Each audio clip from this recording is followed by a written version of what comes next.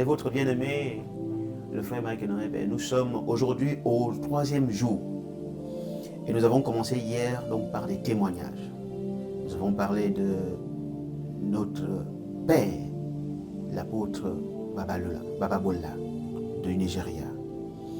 Aujourd'hui, nous voulons parler d'un deuxième personnage. Le témoignage nous dit qu'il appartenait au groupe des 9 hommes clés qui ont été à l'origine donc du mouvement d'Azusa Street aux États-Unis. Il s'agit donc de John J. Lake, 1870-1935. Alors, il se retrouve dans une période où finalement le mouvement, ou l'onction qui a propulsé le mouvement en avant a déjà baissé. Mais cette situation n'arrange pas le frère. Il n'est pas content qu'il ne vive plus les mêmes choses qu'il vivait il y a quelque temps en arrière. Il se met à plier. Il se met à plier.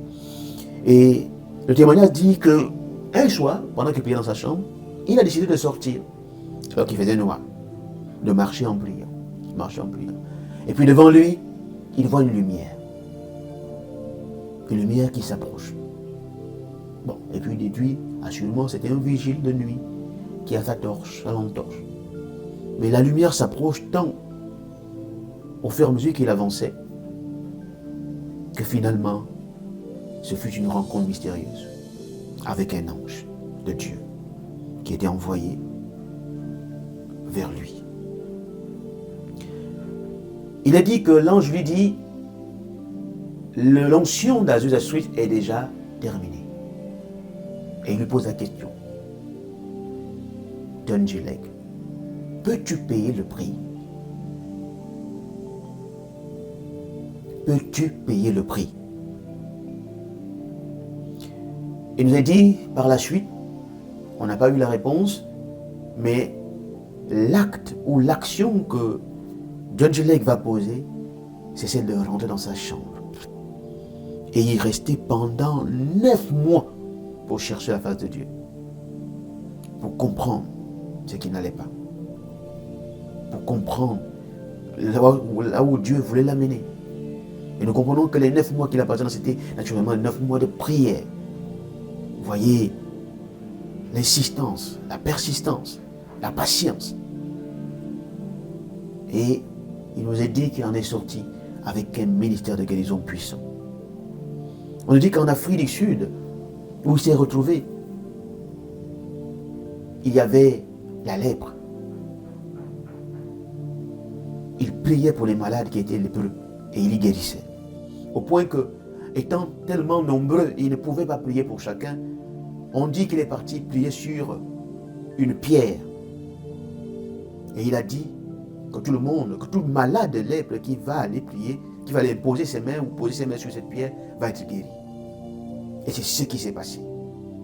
Et le fil dans l'histoire, c'est que les lépreux n'étaient pas seulement que purifiés, comme on nous dit avec le Seigneur, mais que les doigts des mains poussaient, des orteils des pieds repoussaient, et ils étaient totalement rétablis. Ils avaient, comme on peut dire, des pièces de rechange au moment qu'ils touchaient cette pierre. Cela ne s'est pas fait, bien-aimé, sans payer le prix. Il a payé le prix. Et on nous dit que de retour aux États-Unis, il était dans une petite ville qui s'appelle Spokane. Et dans cette petite ville, il y a eu plus de 100 000 guérisons. Dans cette petite ville, plus de 100 000 guérisons de par son ministère. Au point que le président des États-Unis de l'époque a décrété que la ville de Spokane était la ville la plus saine. Donc où les gens étaient en bonne santé. Autre fait marquant lui concernant, c'est qu'en 5 ans, il a pu ouvrir 625 églises. Quand nous ici, on peine à remplir une seule. Vous voyez qu'il n'y a pas un autre secret, bien-aimé. Il n'y a que de prendre la décision de payer le prix. Il a travaillé avec des autres. Ils ont fait de grandes choses. Mais il n'était pas satisfait. Il a voulu continuer. Et Dieu, qui n'est redevable de personne, a vu son sacrifice. Et il a béni. Il a béni. Vous voyez comment un seul individu a pu changer la situation d'un peuple, a pu changer la situation d'une ville.